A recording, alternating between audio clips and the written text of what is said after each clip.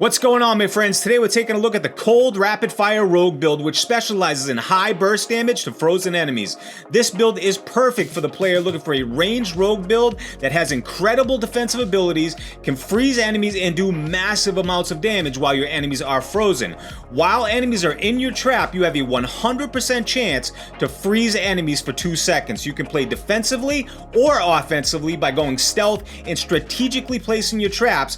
The way we have the build set up works perfectly with both playstyles. Rapid Fire is an excellent single target damage skill, and with the right aspects you can turn Rapid Fire into a powerful AoE damage skill. You can play this build starting at level 1 all the way through to the end game. The Cold Rapid Fire Rogue build has fast attack speed, incredible survivability, endless energy regeneration, which allows you to spam rapid fire on elites and bosses. Overall, this is a fun, high burst damage rogue build that is capable of clearing everything in Diablo 4. The Cold Rapid Fire Rogue build is perfect for jumping into Season 1 to farm XP and level quickly. If you enjoy lightning fast attack speed, ranged rogue playstyle that can freeze enemies and delete your entire screen with ease, then this is the video for you. I'm going to walk you through step by step on how to build this ranged assassin. We're going to go over skill tree points, gear, aspects, gems, paragon points, glyphs, and damage combos for mobs and elites. Now, before we get into it, please make sure you give the video a like, comment, and subscribe. It really does help the channel with the YouTube algorithms, and it would be greatly appreciated. Let's jump into the skill tree. Basic skill is puncture along with fundamental puncture. Yes, the slow and vulnerability are awesome for the build, but the main reason we go with puncture is to generate combo points almost instantaneously. Puncture is so much faster than Heartseeker and Forceful Arrow. Now, these two skills are great, but they're not great for this build. We want to generate combo points instantaneously, and puncture is perfect for that. Core skills, we have 2 into sturdy, 3 into siphoning strike, 5 into rapid fire, and moving over to advanced rapid fire. Now, if you find out that you're running out of energy, you're having a hard time managing the energy regen, you can always switch to improved rapid fire, and this will take care of that immediately. You'll never run out. You can spam it as much as you want, but if you want that extra damage, stay with advanced rapid fire.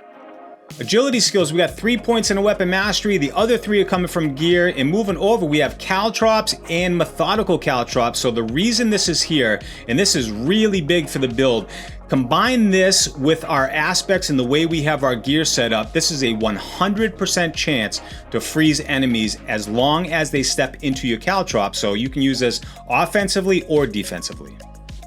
Subterfuge skills, we have 3 into exploit, 3 into malice, 1 agile, 2 into mending obscurity for those trickle heals to keep you alive, along with 1 into concealment, and we move over to subverting stealth. Now, if you want that guaranteed critical hit, go ahead and go with countering stealth. It's not going to change the bit whatsoever. If you have high enough critical chance already, then go ahead with subverting stealth. This is really beneficial. When you go stealth, you go into a large group of mobs, you drop 2 traps.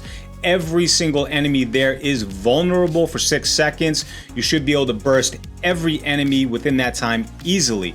Now, moving over to Dark Shroud, and then go over to countering Dark Shroud for that extra critical strike chance. Like I mentioned before, if it's already high enough, you can go over to subverting Dark Shroud to give you that increased movement speed of up to 20%, so you can therefore go through the battlefield, kill enemies quicker, and get that XP even faster.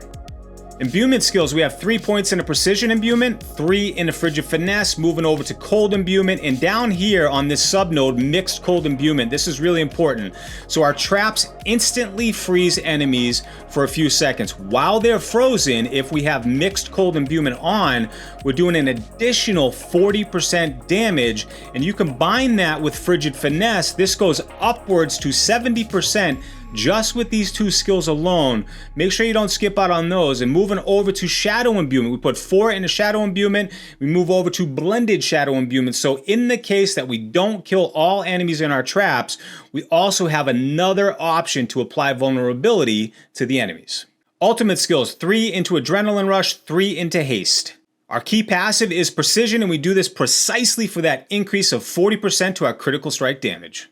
For this build, the most important stat on your helm is to get an increase in basic skill attack speed. We want to generate combo points as fast as possible, and that's exactly what that increase in basic skill attack speed does, along with having the aspect here. Now, this is interesting. You only need this aspect for higher tier nightmare dungeons.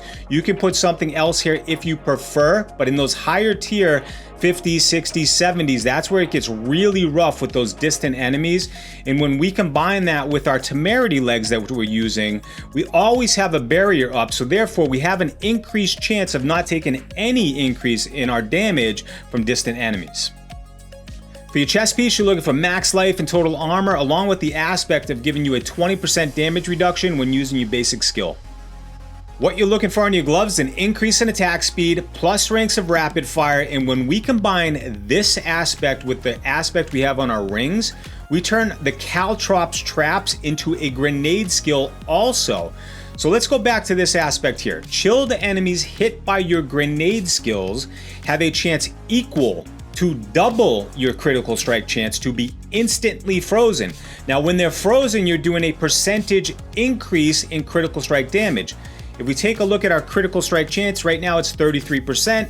We're gonna add 8% onto that because of our dark shrouds. That brings it up to 41. We're gonna double that, so that brings it up to a minimum of 82% chance to instantly freeze enemies in your traps. And when they're frozen, you do increased critical strike damage. That's when you deal the major into the multiple million hits on your enemies. So these two aspects right here are critical for this build. Do not skip out on these two. I wouldn't even build this build unless I have these two aspects, so just keep that in mind. If you don't have temerity, you can go with some legs that have plus ranks of dark shroud and add the aspect that gives you an increase in armor. For the boots, we're using penitent greaves. These are best in slot. They are adding extra chill damage. If you don't have them yet, they're not necessary. It's totally fine. You can use a pair of boots that have extra evade charges, along with some added movement speed. Now, the aspect I like to put on the boots is to make enemies dazed while you're hitting them when they're vulnerable. I actually like that a lot. It's just adding another layer of crowd control. Ideally, what you want to have on your crossbow is vulnerable damage along with critical strike damage. I don't have that yet. It hasn't dropped for me. Can't get the right rolls. We'll save that argument for another day. And the aspect you want to have on your crossbow, which turns rapid fire into an AoE ability, is make sure you put that rapid fire aspect on your crossbow. Ideally, what you want to have on your amulet is plus ranks of weapon mastery or frigid finesse. Either works great. Now, putting the dark shroud aspect here makes you feel tanky. You're always going to have at least 4. Since we have a higher critical strike chance, that means every other hit at least is critically striking, replenishing that dark shroud back to us, therefore making us feel a lot more tankier. Ideally, what you're looking for in your rings is critical strike chance, critical strike damage, and vulnerable damage. If you can get that on your ring, that's optimal for you, along with having the aspect on your first ring of increasing your basic skill attack speed. Quick look at the second ring: critical strike chance, critical strike damage, vulnerable damage, and that aspect that turns your caltrops into a grenade skill. For the first melee weapon, we have Condemnation. This amplifies the damage. If you don't have it yet, that's totally fine. Just find a dagger or a sword that increases your critical strike damage or vulnerable damage. So whatever you have right now will work fine. Once you get Condemnation to drop, this just amplifies that damage even further. Along with the aspect, attacking enemies with a basic skill increases the damage of your core skill by up to 30%. Works perfectly with a combo point build. Again, our specialization is combo points. This is our starter Paragon board. Pause the video at any time. Make sure you get those nodes filled in all correctly, but you primarily go all the way up to the right side. And once we get over to the glyph, we use Frost Feeder here because we're trying to amplify that chill damage as much as possible. So we put Frost Feeder in here first.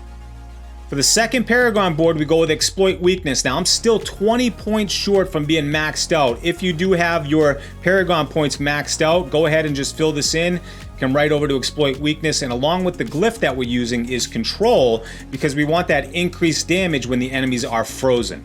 Third board is Eldritch Bounty, along with having the glyph Combat, so we get that extra critical strike damage with rapid fire. For the 4th board, we're using Cunning Stratagem, and our glyph is Ambush. We want to do extra damage to enemies while they're in our traps. For the 5th and final board, we have Cheap Shot. We get an extra 25% damage to crowd-controlled enemies, along with having the glyph Ranger, so we get that extra damage with Rapid Fire. How to do the damage combo. Always have Cold or Shadow imbued on your weapons before entering battle.